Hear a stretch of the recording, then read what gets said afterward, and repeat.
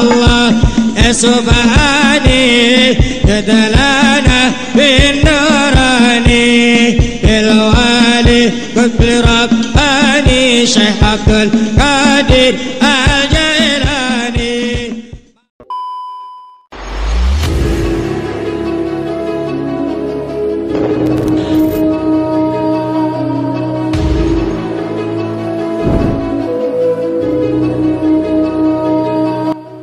Assalamualaikum warahmatullahi wabarakatuh.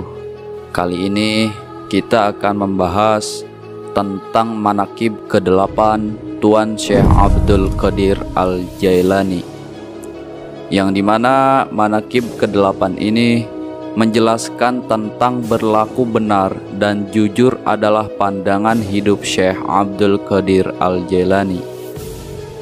Diriwayatkan Syekh Abdul Qadir ditanya oleh seorang ikhwan, apakah pedoman dalam pandangan hidup beramal? Beliau pun menjawab, bagiku wajib benar, pantang untuk berdusta. Diriwayatkan, pada waktu Syekh Abdul Qadir menginjak usia muda belia berusia 14 tahun, pada suatu hari, yaitu hari Arafah, bagi kaum muslimin yang naik haji atau sehari sebelum Idul Adha, beliau pergi ke padang rumput mengembalakan seekor unta.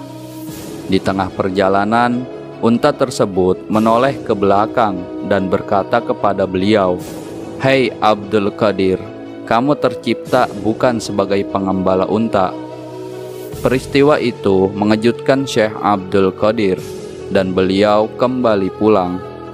Sekembali di rumahnya, beliau naik ke atap rumahnya dan dengan mata batinnya beliau melihat suatu majelis yang sangat besar di Arafah. Setelah itu, Syekh datang menemui ibunya dan berkata, "Wahai ibunda tercinta, tadi sewaktu saya mengembala unta, si unta berkata padaku dengan bahasa manusia yang fasih, 'Hai Abdul Qadir, kamu tercipta bukan sebagai pengembala unta. Karenanya bila bunda mengizinkan, saya ingin mesantren ke negeri Baghdad.'" Seperti telah diketahui umum, pada waktu itu, Baghdadlah pusat pengetahuan agama Islam.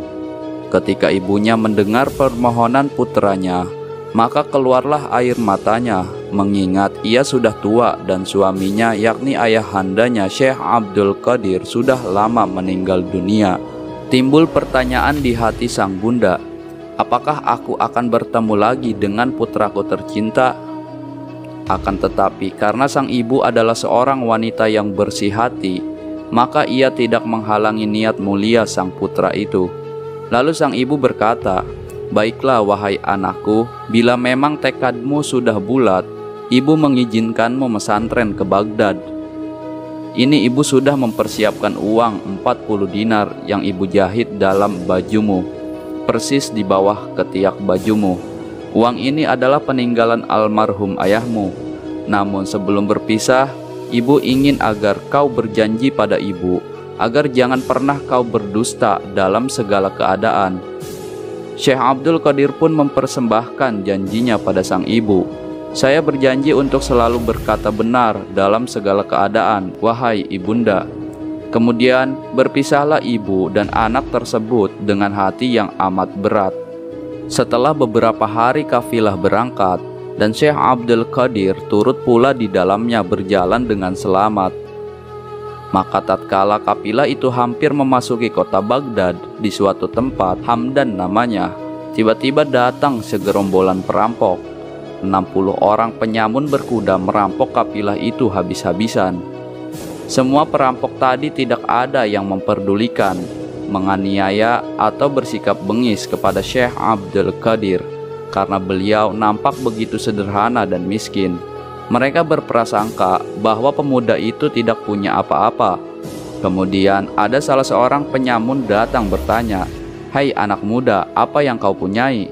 Kemudian Syekh menjawab, "Saya punya uang 40 dinar. Tampang gembel gini ngaku kaya, dasar," kata si penyamun sambil ngeloyor pergi. Lalu si penyamun menghadap kepada kepala rampok sambil mengadu, "Wahai ketua, tadi ada pemuda miskin. Ia mengaku mempunyai 40 dinar, namun tidak ada satupun yang percaya. Dasar bodoh, bukannya kalian buktikan malah dibiarkan. Bawa pemuda itu ke sini, bentak si kepala rampok pada anak buahnya. Lalu Syekh dihadapkan kepada pemimpin rampok dan ditanya oleh ketua rampok, "Hai anak muda, apa yang kau punyai?" Syekh Abdul Qadir menjawab, "Sudah kubilang dari tadi bahwa aku mempunyai 40 dinar emas, dijahit oleh ibuku di bawah ketiak bajuku. Kalau kalian tidak percaya, biar kubuktikan." Lalu Syekh membuka bajunya dan mengiris kantong di bawah ketiak bajunya dan sekaligus menghitung uang sejumlah 40 dinar tadi. Melihat uang sebanyak itu, sang kepala penyamun bukannya bergembira, tapi malah diam terpesona sejenak. Lalu bertanya pada Syekh, "Anak muda, orang lain jangankan punya uang sebanyak ini, punya 1 sen pun kalau belum dipukul belum mau menyerahkan. Kenapa kamu yang punya uang sebanyak ini justru selalu jujur kalau ditanya?" Syekh menjawab dengan tenang, "Aku telah berjanji pada ibuku untuk jujur dan tidak dusta dalam keadaan apapun. Jika aku berbohong, maka tidak bermakna upayaku menimba ilmu agama." Mendengar jawaban itu, sang kepala penyamun tadi bercucuranlah air matanya dan jatuh terduduk di kaki Syekh Abdul Qadir sambil berkata, "Dalam keadaan segawat ini, kau tidak berani melanggar janji pada ibumu. Betapa hinanya kami yang selama ini melanggar perintah Tuhan. Sekarang saksikan di hadapanmu bahwa kami bertobat dari pekerjaan hina ini." Kemudian kepala perampok tadi dan anak buahnya mengembalikan semua barang-barang hasil rampokan kepada kafilah. Perjalanan dilanjutkan sampai ke Baghdad. Anak buah perampok itu semua mengikuti jejak langkah pemimpinnya. Kembalilah mereka ke dalam masyarakat biasa mencari nafkah dengan halal dan jujur. Dan diriwayatkan, kepala perampok itu menjadi murid pertamanya Tuan Syekh Abdul Qadir Al-Jailani. Subhanallah. Semoga kita semua diberkahi dan diakui sebagai murid Tuan Syekh Abdul Qadir. Amin ya Allah ya Rabbal Alamin. Wassalamualaikum warahmatullahi wabarakatuh.